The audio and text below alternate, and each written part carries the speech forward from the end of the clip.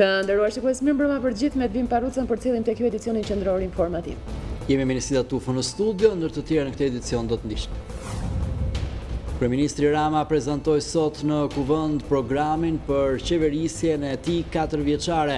Ai kërkoi bashkëpunimin e opozitës, duke pranuar nga ana tjetër rolin e saj domethënës në luftën kundër kanabisit. Kryeministri premtoi reforma që bëjnë shtet në emër të fëmijëve.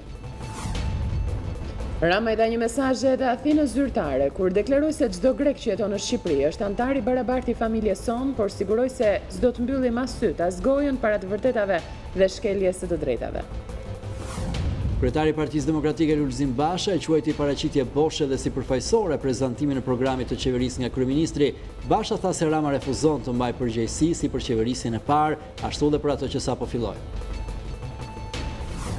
Mbi 495.000 nxënës në të gjithë Shqipërinë nisën sot vitin e ri shkollor, ndërsa rreth 33.000 voglush u ulën për herë të parë në bankat e shkollës.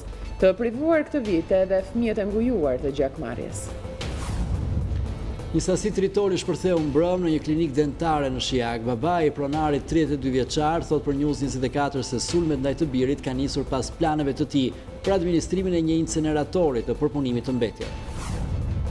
Me një ceremoni shtetërore, kryeministri sapo zgjedhur i Kosovës Ramush Haradinaj ka hyrë sot në zyrën e tij në selinë e qeverisë, ku do të fillojë punën për drejtimin e kabinetit qeveritar. Uragani Irma e uli fuqinë e tij kur kaloi në Florida të Shteteve të Bashkuara, megjithatë la pas 3 viktima dhe shumë dëme në këtë vend. Meteorologët besojnë se uragani do të shndrohet në stuhi tropikale kur të mbrijë në shtetin e Georgias.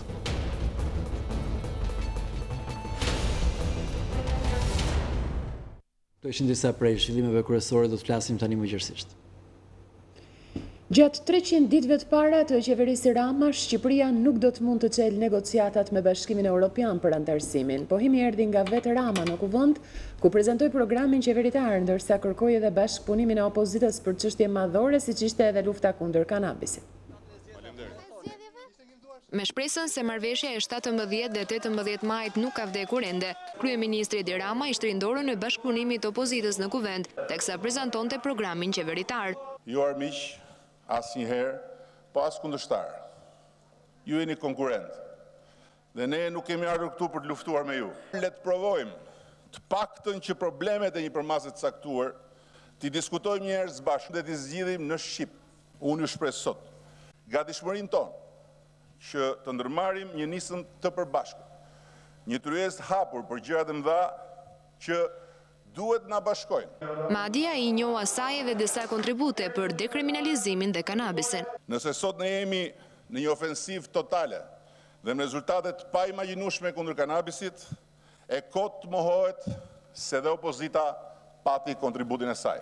Shefi i kabinetit të ri që është ende në pritje të betimit tek ish aleati në presidencë, pranoi se as këtë vit Shqipërisë nuk do t'i hapet asnjë derë nga BE për negociatat. Çelja zyrtarisht e negociatave vitin e ardhshëm është ajo që Shqipëria pret dhe meriton dhe është e padrejtë, sipas nesh, që kjo çështje të vazhdojë të zvarritet për arsye që s'kan lidhje me Shqipërinë, duke nxjerrë në çdo hap sebepe të reja.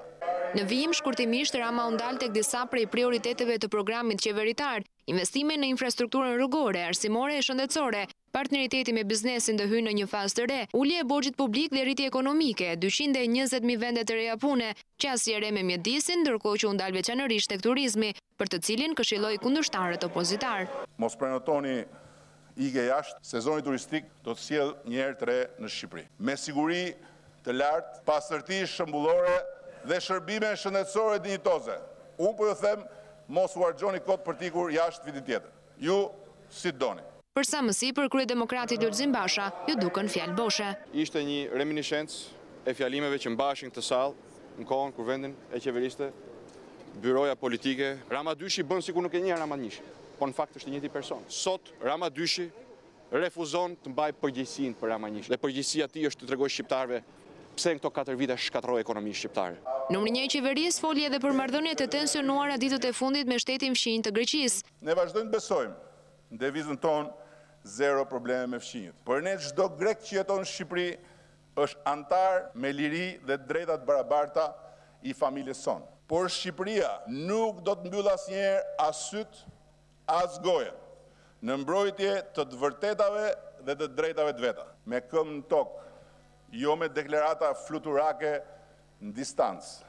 Fill pas kësaj, ambasadori e Greqisë në vendin tonë, Eleni Sorani, qëndroi për disa minuta në shoqërinë e ambasadorit Lu, ku patën një bisedë kokë më kokë në një prej bareve pranë kuvendit. Kujtojmë që ditët e fundit Athina zyrtare i ka shpërsuar tonet pas planit urbanistik të Himarës dhe që sipas saj prek të drejtën e pronës së minoritarëve.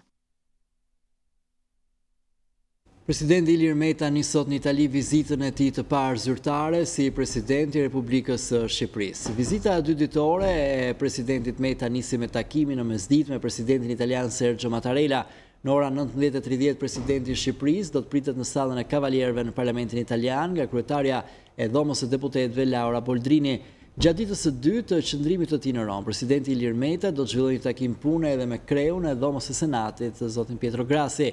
Meta gjithashtu do të takojë në Rom përfaqësues të komunitetit shqiptar, si dhe gazetar vendas. Në qendër të takimeve do të jenë marrëdhënie dypalçe mes Shqipërisë dhe Italisë, rrugtimi evropian i vendit tonë, lufta kundër krimit organizuar, si dhe tema të aktualitetit ndërkombëtar si kriza e emigrantëve dhe rreziku nga terrorizmi.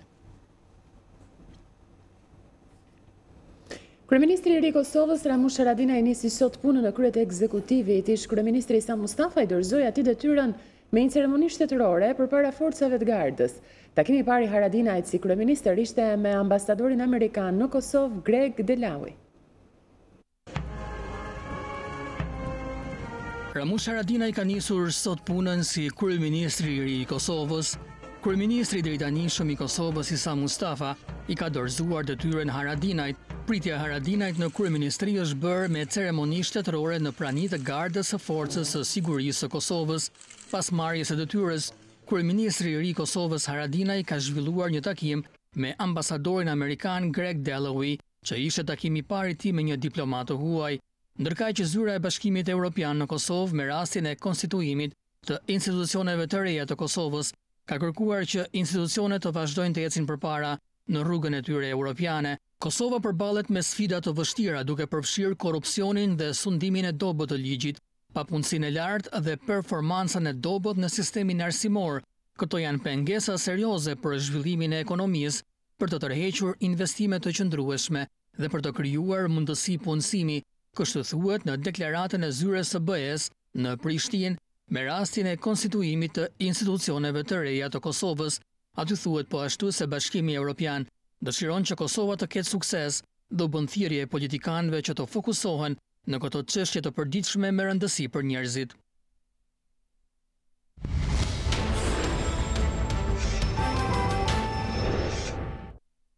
Ka nisur sot procesi mësimor në sistemin 9-vjeçar dhe atë të mesëm. Për herë të parë në bankat e institucioneve të arsimit u ulën 33.000 fëmijë. Në kryeqytet u përurua shkolla 9-vjeçare e rikonstruktuara Santa Sin dhe kryebashkiaku premtoi se çështja e mësimit me turne do të zgjidhet shpejt. Mbi 495.000 nxënës në të gjithë Shqipërinë nisën sot vitin e ri shkollor. Por emocionet më të mëdha kanë qenë për nxënësit e klasave të para, të cilët ulën për herë të parë në bankat e shkollave. Rreth 33.000 vogëlush nisën sot rrugën e gjatë të dijes. Gëzimi, emocionet dhe lulet për mësuesit nuk kanë munguar.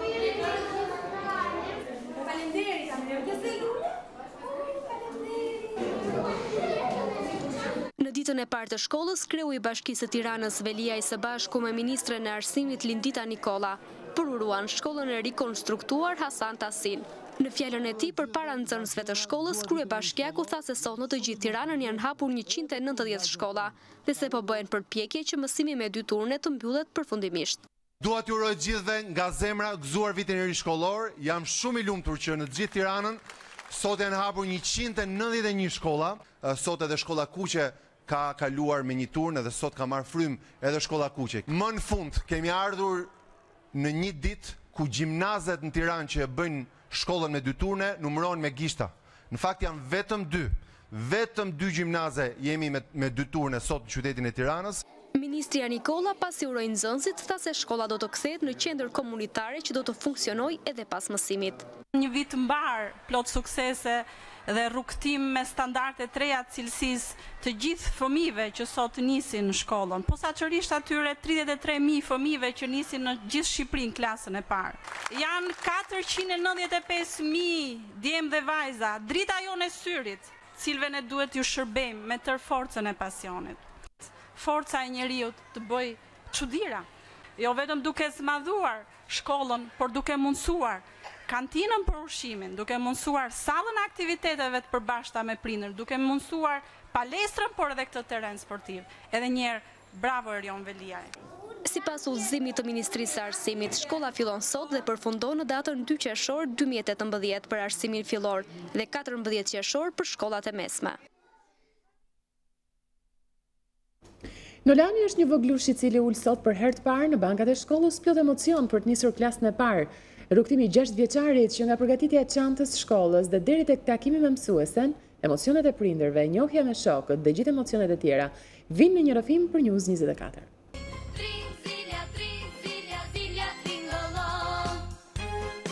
Si një inxhinier i artshëm, Nolan u zgjua herët dhe kërkoi nga prindrit të ishte i pari në klasë për të njohur mësuesen dhe shokët e rinj të klasës.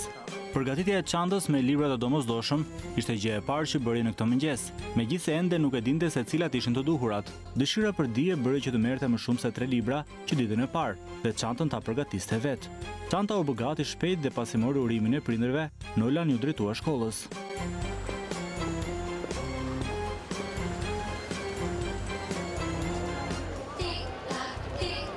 Shkolla e Minduraku do të pres 6 vjeçarin në rrugtimin e tij të gjatë në fushën e dijes. Me një tufë me lule për mësuesen e parë, Nolan mësoi dhe bankën e tij. Ai ndau me ne dhe emocionet që përjetoi, duke u bërë dhe një premtim kuptim plot prindërve. Nolan, sot është dita e parë e shkollës, si ndihesh ti sot? Mirë. Çfarë do të mësosh ti dhe çfarë do të bëhesh kur të rritesh? Do gëzohem. Çfarë do bëhesh kur të rritesh? Çka ke qejf të bëhesh? Do bëhem inxhinier. Këto lule për kë i ke? E kam për mësuesin time. Sot çfarë banke do të ulesh ti?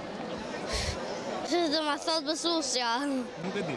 Po, nuk e di. Çfarë librash ke marrë sot me vete? 3. Abetarin e punës, abetarin dhe matematikën. E je gëzuar ti që po shkon sot në shkollë? Po. Sa do mësosh sot? Do mësosh, do të japësh fjalën prindërve, sa do mësosh sot? Do mësoj shumë. Atmosfera e fillimit të vitit të ri shkollor në familjen Muka ka ditë që ndihet. Pasi përgatitet për të qenë gati për ditën e parë, ka nisur që në fillim të shtatorit, me blerjen e mjeteve didaktike të nevojshme dhe veshjen e duhur. Ndryshe nga herët e tjera, Nolan është ngrit më herët. Ndjej shumë i gëzuar. Në të njëjtën kohë mendonte që duhet ikte sa më shpejt për të zënë edhe klasën, për të njohur me mësuesit, me shokët. Ka disa ditë që është ndjer sigur po fillon shkollën, sepse kemi dalë për të marrë librat, lapsat, fletoret, ngjyrat. Kështu që e kam ndjer atë atmosferën e fillimit të shkollës. Fëmijët e zhurmshëm dhe të pamësuar me njëri tjetrin mbushën klasën në katin e 2 të shkollës nëntëvjeçare, ku dhe njohën mësuesen e tyre të parë. 32 nxënës në këtë klasë shpejt filluan të familiarizohen dhe të nisin të prezantohen me radhë para klasës. Nolan Muka. Sa vjeç je? 6 e gjysmë. Sot është e parë shkollës? Po. Po shumë të Suksese shoh. Kjo zile e kësaj të hëne, për Nolanin e ulur për herë të parë në bankat e shkollës, do të jetë një kujtim i bukur, jo vetëm emocionues, por edhe një përgjegjësi më shumë për të bërë një qytetar i denj i këtij vendi dhe realizuar ëndrrën e tij për të bërë inxhinier i suksesshëm që do ta shërbejë të gjithëve. Por jo të gjithë fëmijët e kanë fatin të shkojnë në shkollë, në Shkodër 10 fëmijë vazhdojnë të jenë të ngujuar për shkak të gjakmarrjes. Ata nuk e kalojnë dot pragun e shtëpisë dhe në rastin më të mirë i marrin mësimet në shtëpi. News24 ishte në familjen Gjata në Barbullush, ku fëmia më i vogël Ambri ka marrë besë nga gjaksi që të dalë dhe ta ndjek shkollën në fshatin e dajave të tij në Postri. Të rritesh me frikën se një ditë plumbi Hasmit do të gjej.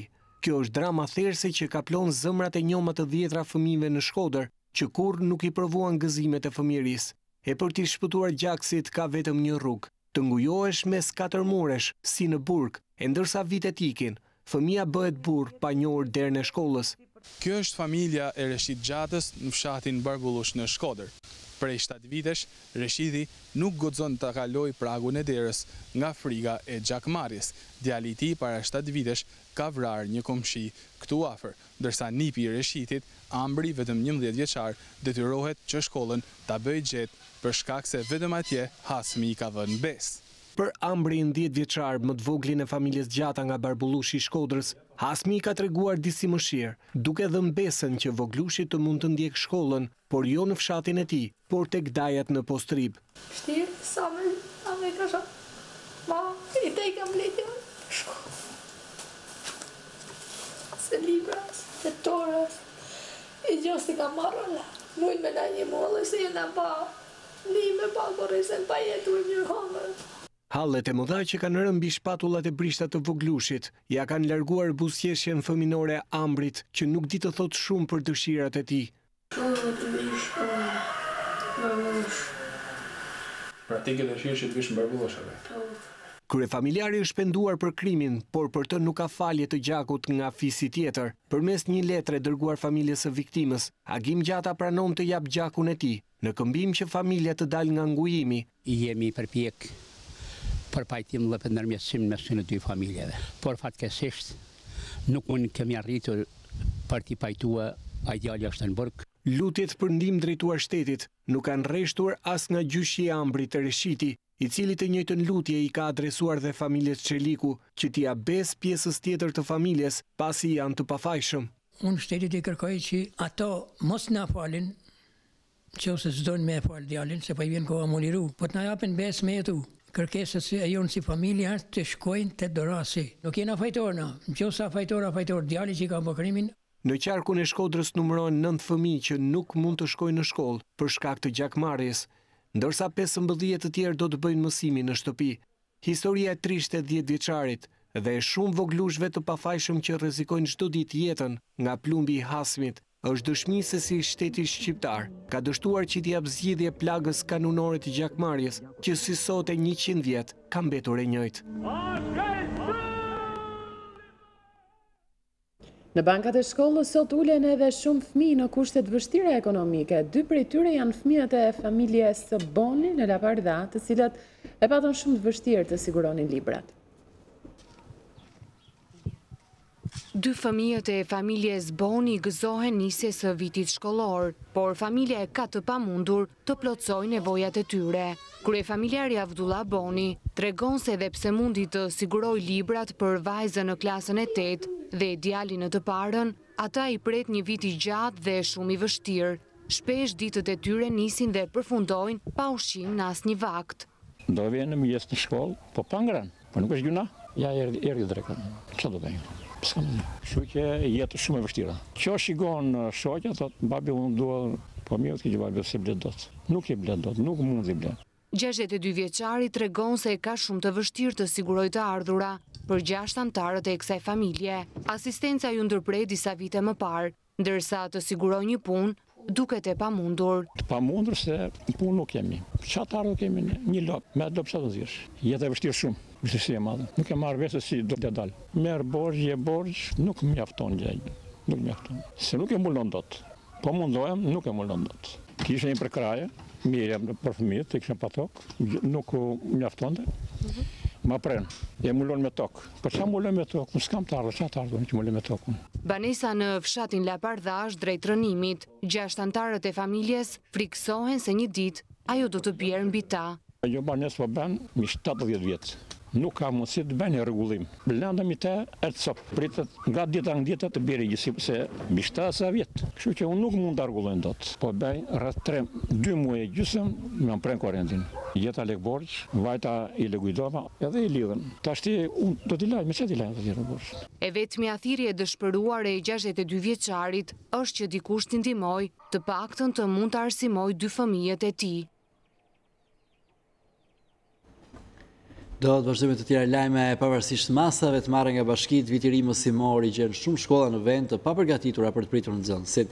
Në qarkun e Beratit dhe atë të Korçës raportohen probleme serioze në disa shkolla 9 vjeçare dhe të mesme që nuk plotësojnë kushtet më minimale për të vijuar mësimin. Nuk plotëson asnjë kusht minimal për të qenë një shkollë, por prapse prap ajo do të shërbejë si e tillë për 10 voglush të fshatrave Nishov, Bargullas dhe Novaj, të njësisë administrative Bogov në bashkinë e Skraparit. Shkolla nëntëvjeçare Ilmi Koxhaj ofron të njëjtën pamje skandaloze si një vit më parë, pajama dhe pangroje, çka pohohet nga vetë nxënësit. Ta klasa nuk kam shumë detaj, shtu xhama. Toaleti? Aja ti e si zoj. Tualeti nuk ka fare në dispozicion të mirë në nxënësit. Prej të paktën 20 vitesh që kurse është ndërtuar, godina një kaçe e shkollës nuk ka njohur dorën e shtetit. Në kushte thuajse të njëjta ndodhet dhe shkolla nëntëvjeçare 1 Maj brenda qytetit të Beratit. Problematikat që nuk marrin zgjidhje për vitesh pranohen si të tilla dhe nga kreu i drejtorisë arsimore Berat, Selman Hodaj, që pohon se në disa shkolla kushtet pamundsojnë kryer normale të mësimit. Ende nuk I shkoj gjitha shkollat në Gati Shmit për gjimnazi Badut Karbunara që ka ende probleme. Po kështu kemi edhe probleme me shkollat vartëse në mënyrë veçantë, shkollat që janë në periferi, në zona shumë periferike, janë marrë kryesisht ambiente me qira, apo ambiente që mbahen nga dishmëri nga bashkit, por gjithsesi ato kërkojnë ato për kujdesin e tyre.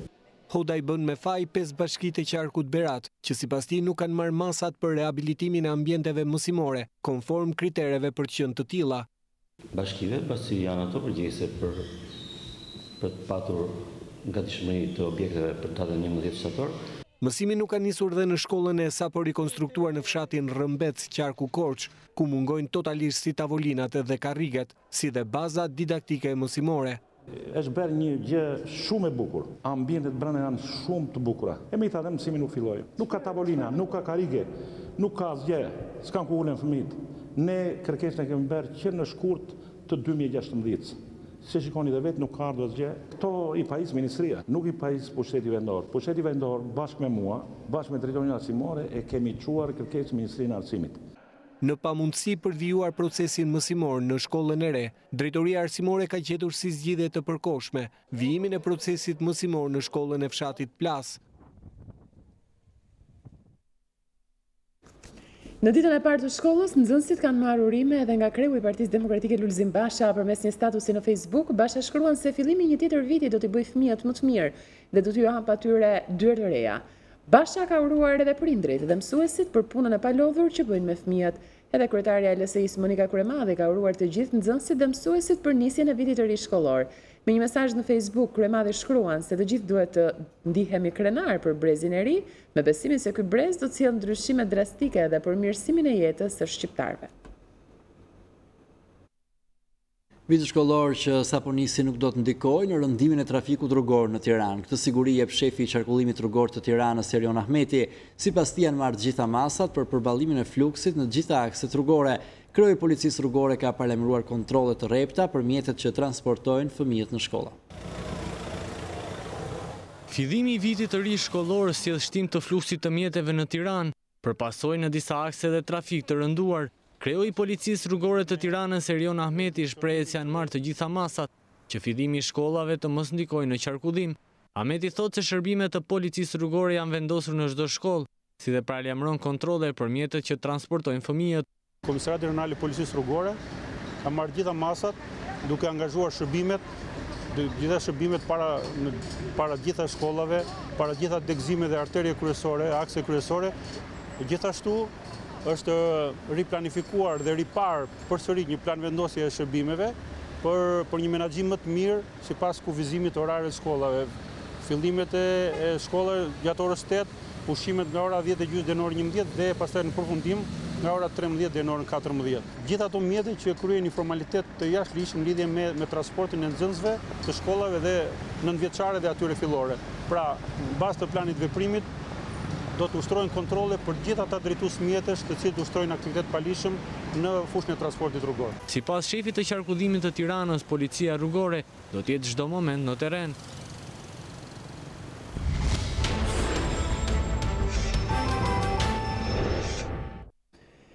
Hym për të lindur në sallën e operacionit, por nuk arrin të dale gjallë prej andej. Kjo ka ndodhur me një 28 vjeçare në Vlorë, e cila ju nënshtrua një ndërhyrje cesariane për lindjen e fëmijës së dytë. Mjekët dyshojnë si shkak të vdekjes infarktin. Foshnja është në gjendje të mirë shëndetësore, ndërsa ka nisur hetimet për shkaqet e vdekjes. humbi jetën gjatë ndërhyrjes për lindjen e fëmijës një 28 vjeçare në Vlorë. Elda Beqo ka qenë duke ju nënshtruar një ndërhyrje cezariane për lindjen e fëmijës së saj të dytë, por ka ndëruar jetë në sallën e operacionit. Foshnja është mundur të shpëtohet nga bluzat e bardha, e konfirmohet se është në gjendje të mirë shëndetësore. Policia njofton se po hetohet për shkaqet e vdekjes. Në sallën operative Vlorë ka ardhur një telefonat se në spitalin rajonal të Vlorës ka humbur jetën një shtetase. Policia ka shkuar në vendngjarje dhe nga verifikimi paraprak ka rezultuar se shtetasja EB, 28 vjeçe, ka humbur jetën në maternitet pasi ka lindur një foshnje.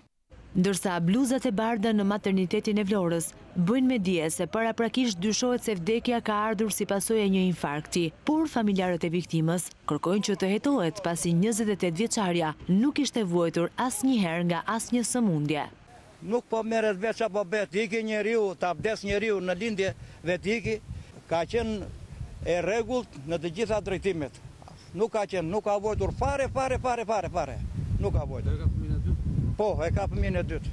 Burime nga Spitali i Vlorës bëjnë me dije për News24 se fillimisht 28 vjeçare si është bërë mpirje lokale, por kanë konstatuar se nuk ka vepruar siç duhet, e më pas i kanë bërë anestezi totale. Pas kësaj, ka ndodhur vdekja, e cila është konstatuar në kohën që fëmia është nxjerrë nga barku i nënës. Grupi hetimor së bashku me ekspertët ligjor janë duke kryer veprimet për zbardhjen e plotë të kësaj ngjarjeje. Një sasi tritoli ka shpërthyer në një klinikë detare mbrëmjen e djeshme dentare në Shijak në pronësitë administratorit të një incineratori në këtë zonë. Babai i 32 vjeçarit thot për News24 se sulmet ndaj tij kanë nisur menjëherë pas takimit me banorët në Shijak për ndërtimin e incineratorit të përpunimit të mbetjeve spitalore dhe kafshëve të ngordhura. Pasi u dhunua gjatë protestës kundër një incineratori të përpunimit të mbetjeve spitalore dhe kafshëve të ngordhura në Shijak, administratori Arlind Lala ka qenë sërish shënjestër e sulmeve. Mbrëmjen e së dielës 32 vjeçarit i është vënë një sasi eksplozivi në derën e jashtme të klinikës dentare, duke shkaktuar dëme materiale. Babai i 32 vjeçarit thot se e gjithë ngjarja ka si shkak incineratori në Shijak. Nga ora 10 duket e në gjej këtë zhurmë, nuk e vlerë sa vaj shumë, se s'më shkojnë mendja. Kotë se s'kemi asnjë konflikt me fare. Është për çështje fabrika, mendoni në këtë ngjarje që ka ndodhur? Patjetër ajo është bërë si shkak. Po, s'kishim asnjë problem aty, do merrshim mendimin, në qoftë se nuk ishin dakord njerëzit, moroj. Nuk bëhet. Ishim konsultim. E kishte organizuar bashkia duket protesta. Dhe këto spritën as me fol. U bëja që bë. Pas këtyre ngjarjeve Musa Lala thot se familja e tij ndihet e friksuar. Edhe ndjehemi të kërcënuar, po nëse kemi bëu kujt keq. Ne na duan na respektojnë gjithë. Na kanë respektuar dhe i respektojmë. Më vjen keq që arriti punë këtu. Me kryu konflikt kot, kësa i thënë me kryu një konflikt kot fare. Këtë të hënë, administratori Arlind Lala ka lënë ambientet e spitalit pas dëmtimeve në disa pjesë të fytyrës, nga dhuna e ushtruar nga banorët që protestuan në Shijak. Prokuroria kërkon ekspertizë psikike për të riun që vrau babain dhe nënën e vet pas një grindje për bordurën e betonit. Nëse rezulton që 22 vjeçari Miralt Metallari vuan nga çrregullime mendore, ai duhet të transferohet në një spital psikiatrik me masë mjekësore dhe s'mund të mbahet më në paraburgim. Miralt Metallari, djali që vrau prindrit në shtëpinë e tyre në Bathore, do t'i nënshtrohet një ekspertizë psikike. Me vendim të prokurorisë për krime të rënda, ekspertët e mjekësisë ligjore do të marrin kontakt me të dyshuarin për krimin e rënd dhe më pas do të konfirmojnë nëse ai vuan ose jo nga ndonjë çrregullim mendor. Akti i ekspertizës që pritet të administrohet në dosjen hetimore është një dokument tejet i rëndësishëm, pasi nëse rezulton se 22 vjeçari vuan nga çrregullime mendore, ai duhet të transferohet në një spital psikiatrik me masë mjekësore dhe s'mund të mbahet në paraburgim. Vendimi për kryerjen e ekspertizës psikike u mor kryesisht nga prokuroria, për shkak se avokati dhe vetë i dyshuari për krimin e rënd brenda familjes nuk e kanë ngritur një pretendim të tillë. Miralt Metallari ekzekutoi baban e tij punonjës policie me armën e shërbimit të këtij të fundit pas një debati për një bordur betoni. Ai plagosi edhe nënën, e cila ndroi jetë 2 javë më vonë në spitalin e traumës. Ngjarja mori përmasa edhe më tragjike për shkak se ndodhi 3 javë përpara martesës së vajzës së madhe të familjes nga Kuksi. Një automjet ka përplasur për vdekje një 75 vjeçar këtë të hënë në aksin rrugor Lushnje-Rogozhin, teksa ai kalonte rrugën. Policia bën me dije se një mjet me targa AA 347 NO me drejtues Solcion Koçiu, 22 vjeç, ka përplasur për vdekje kalimtarin, i cili mbetet ende i pa identifikuar. Përplasja me mjetin tip Toyota ka qenë fatale për 75 vjeçarin, i cili ndroi jetë gjatë transportimit në spitalin e Lushnjës. Koçiu është shoqëruar në komisariat nga policia për të sqaruar rrethanat e ngjarjes, ndërsa po punohet për identifikimin e viktimës. Me arsyetimin se kanë gjykuar më herët Mark Frokun, 3 gjykatës të apelit dhe ndoreqjen nga shqyrtimi i dosjes së ish deputetit Kristian Demokrat, Fatmir Ajdari, Andi Civici dhe Shkëlqim Mustafa ju drejtuan me shkresë zyrtare. Kryetari i gjykatës me aktin e dorëheqjes për shkak se janë në konflikt interesi për gjykuar dosje në fjalë. Nëse dorëheqja miratohet, atëherë dosja Froku do të hidhet sërish në short. Ish deputeti Kristian Demokrat është dënuar me 7 vite e 6 muaj burgim për akuzat e pastrimit parave, ndërtimit paligjshëm për qëllime interesi dhe fshehjes së pasurisë. Për akuzën e vrasjes së Aleksandr Kurtit në Belgjik, Froku fitoi pafajësinë. Vendimin e gjykatës Tiranës ish ligjvënësi apeloi dhe po zhvillon përballje në apel duke pretenduar pafajësinë.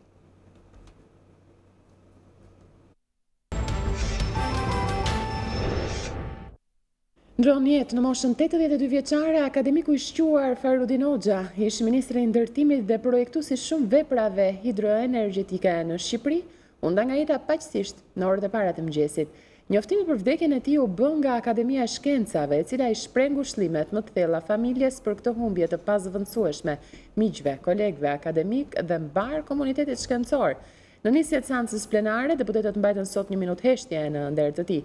Lajmi është përcjell me idhërim dhe nga Ministri i Energjetikës Damian Gjiknuri, që shkruan se sektori elektroenergjetik humbi njeriun që me veprat e tij nuk do të harrohet asnjëherë. Pavarësisht gjendjes së rënduar shëndetësore, ai nuk rreshti për asnjë ditë së kontribuari me mendimet dhe këshillat e tij të vyera, shkruan ndër të tjera Ministri Gjiknuri, teksa shpreh ngushëllimet për ndarjen nga jeta të profesorit.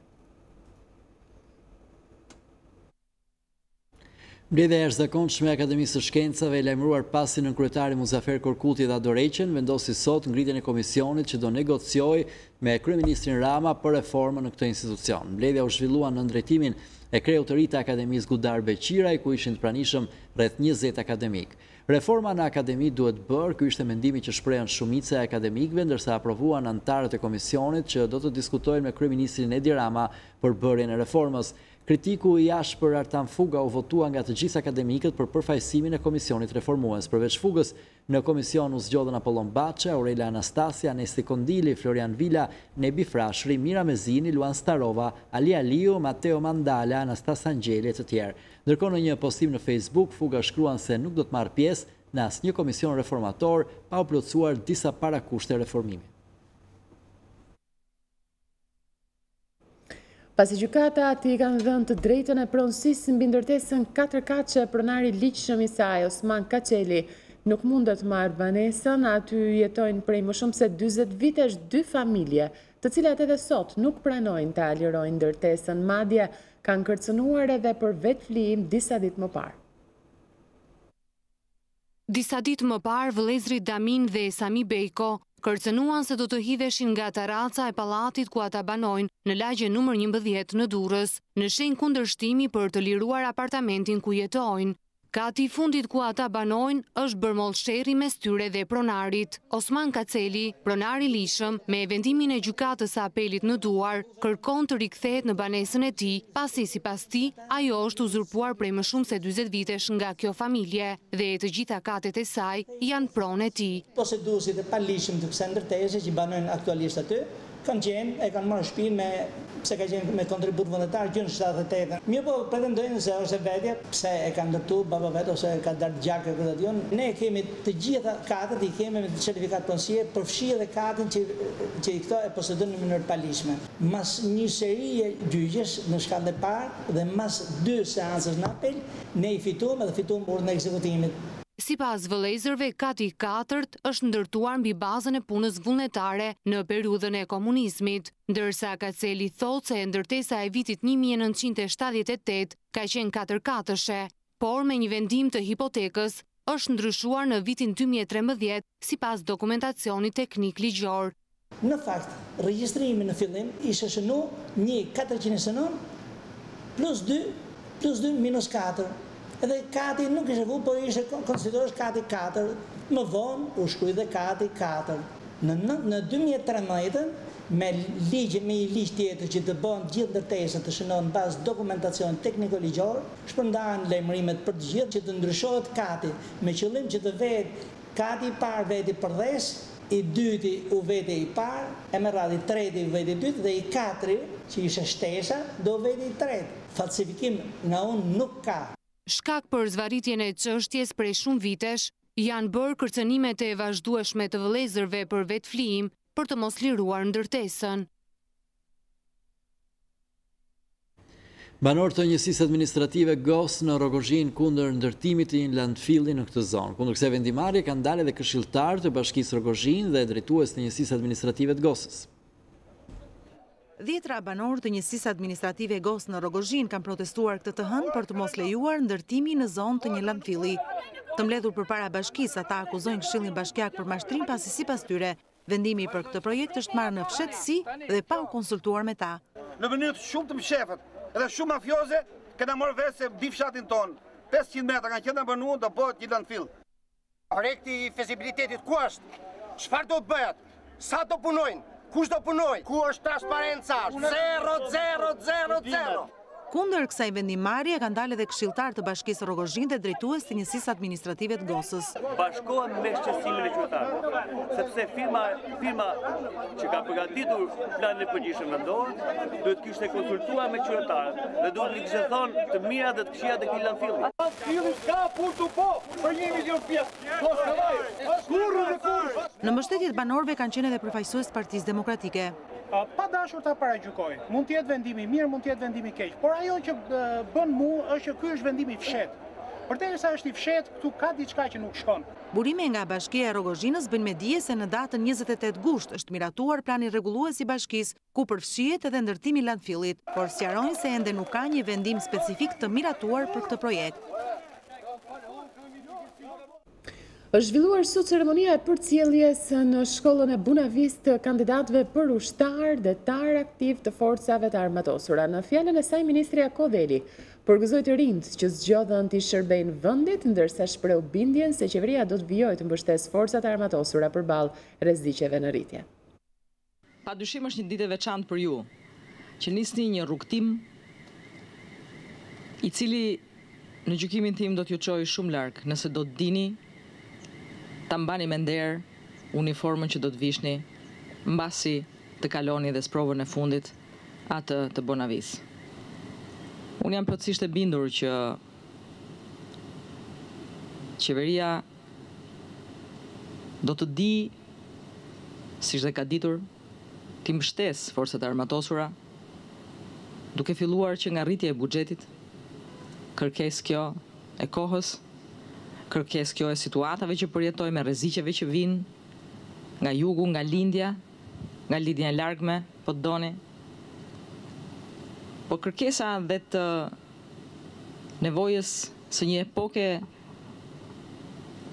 ku teknologjia ecën shpejt dhe po kaq shpejt mund të ecë edhe rrezikshmëria për ta dëmtuar vendin ton apo qytetarët tanë.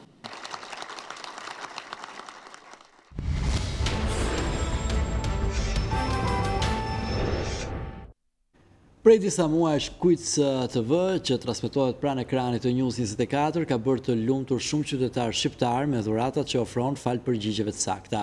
Ditën e sotme, një familje nga Tirana e ka trokitur fatin në derë, pasi me përgjigjen e saktë dhënë në Kujtës ka fituar një makinë Volkswagen Polo. Nuk e kish menduar kurse me një telefonat rutin edhe një përgjigje që i erdhi aty për aty në mend, do të bëhej fituesi një makine Volkswagen Polo në Quiz Show TV, që transmetohet në News24. Emrin e ka Nauma Gjellari, është 63 vjeç dhe është banor i Tiranës prej shumë vitesh. Jemi kënaqur shumë, jemi lumturuar si familje kur e gjeta dhe ishte një gëzim i paparë, domethënë familjarisht. E mendoni se do të ishit ju fituesi midis mira telefonatave që janë bërë? Jo, se besoj asnjëherë. Megjithatë, unë luajta shumë herë, luajta fort dhe më në fund fati më buzëqeshi. Gëzimin për çmimin e madh nuk e fsheh, por thotë se për të mbritur deri tek përgjigjja e saktë, ka telefonuar disa herë, derisa në fund i ndriu fati.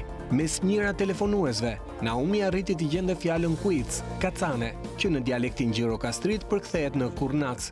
Unë jam nga jugu me origjinë dhe gjithmonë dëgjoja gjyshen kur përdor këtë fjalë. Kacane, edhe që më erdhi normand, thash po e provoj herë. Kacane pra i referohet një grua... Një grua e kopraçe, një grua e keqe në kuptimin e fjalës. Edhe ajo përdorte për një komshije që nuk e di unë si përqendë dhe mua më shkoi mendje. Për disa muaj Quiz TV që transmetohet në ekranin e News24 ka bërë të lumtur shumë qytetarë shqiptar me dhuratat që ofron fal përgjigjeve të sakta. Makina Volkswagen Polo, një nga çmimet e mëdha të Quizit, ka shifrën e 15.700 eurove. Uroj stafin e këtij emisioni për lojë dhe u bëj thirrje të gjithë që të luajnë fort, sepse një ditë nuk e dihet, fati të buzëqesh. Përmes numrave të linjës 0900 që shfaqen në ekran, Quiz TV me autorsi të Artur Bejzates dhe Zoran Majdak vjen çdo ditë të javës në News24, duke sjell argëtim, informim dhe shumë surpriza e shpërblime për fituesit. Do që të edicionin qendror informativ në News24. Për shumë të klikoni në balkanweb.com, do të gjeni atje lajmet më të fundit, drejt për drejt, mund të ndiqni News24 dhe Radio Shqiptare, si edhe të lexoni online gazetën shqiptare. Ju falenderojmë për vëmendjen tuaj, miru takofshim. Mirupafshim.